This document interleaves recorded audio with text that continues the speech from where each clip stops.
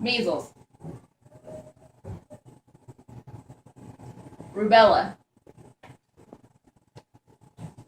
diphtheria. These are a few pictures of preventable diseases that were thought to be eradicated in the United States but are slowly coming back.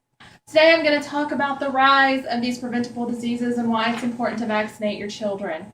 Hearing about all the benefits from vaccinating will hopefully help you make an educated decision and raise awareness of this preventable problem. First, I'm going to talk about the anti-vaccine community and the rise of these diseases. Secondly, I'm going to talk about reasons why the anti-vaxxers aren't vaccinating and why it's misinformed. Lastly, I'm going to give you a solution to the problem. Hint, it's easy. Just vaccinate your children. First, measles and other preventable diseases have been rising in recent years. They were once thought to be eradicated in the United States, and they're now coming back one child at a time. These families are counting on the herd immunity to keep their families safe. But if more and more people are not vaccinating, then it breaks down the herd immunity. Here's an illustration of what herd immunity looks like. In blue are the people who are healthy but not immunized. The yellow are the immunized and healthy, and the red is the sick and unimmunized. So it just shows you how it's spread. If you're healthy and not immunized and someone who's sick comes in, you're likely to get it. But if everyone in the yellow down here is immunized, it's not going to spread as easily. According to the National Institute of Allergy and Infectious Diseases, which is actually where I got this little graph, herd immunity is when a critical portion of the community is immunized against a contagious disease. Most members of the community are protected because there is little to no opportunity for an outbreak. Even people who can't get vaccines, like infants and pregnant women, they're protected also. That means a large portion of the population has to be vaccinated for it to work. However, with more and more people not vaccinating their children, they're putting the rest of the population at risk. According to the article, Measles Outbreak in a highly vaccinated population, Role of the Intentionally Undervaccinated, scientists were able to track a measles outbreak in San Diego to a 7-year-old boy who'd just come back from Switzerland.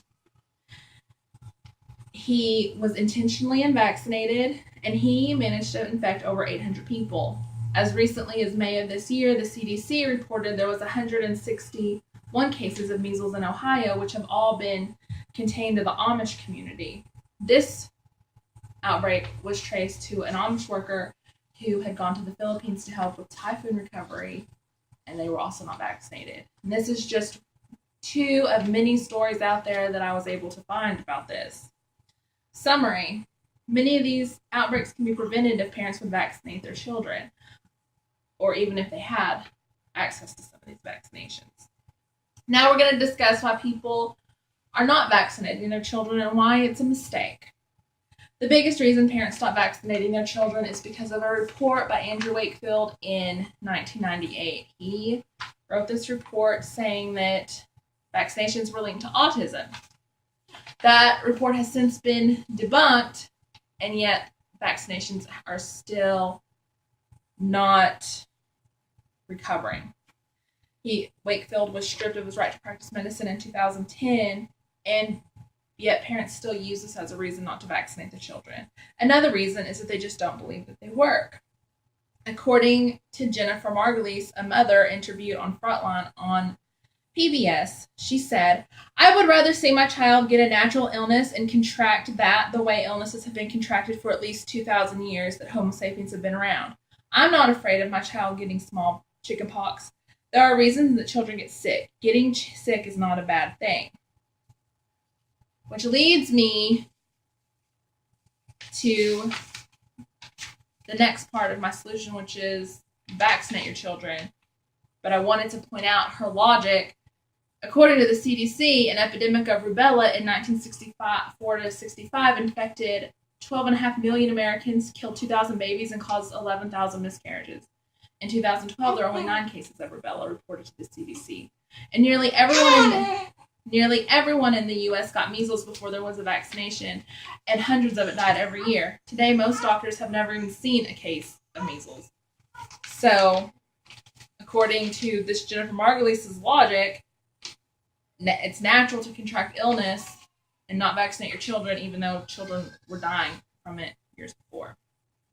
Vaccinations don't just protect your children either, they protect everyone. If you travel to another country with your unvaccinated child, you run the risk of bringing one of these diseases back to you and infecting your child with a preventable disease that could kill them. Summary: vaccinations are important. Get vaccinated. Don't fall victim to the misinformation out there and vaccinate your child. The herd immunity doesn't work if the herd is unvaccinated. And vaccines don't cause autism. Our children in school are with these unvaccinated children. They're on the playground with them. Get your child vaccinated. Talk to people about getting their children vaccinated. To close, I want you to keep this in mind. In Japan in the 70s, there was an 80% vaccination rate for whooping cough. The percentage of vaccinations got really low. About 10% of the children were vaccinated, and approximately 13,000 people got whooping cough, and 41 people died. Finally, the vaccinations resumed at a higher rate. The disease dropped again. This isn't a coincidence like parents like to think it is. It could be the reality in the United States if we don't continue to vaccinate our children. My favorite quote on the subject goes, "An achievement in human medicine of gargantuan proportions has been undone by something far tenacious, human stupidity."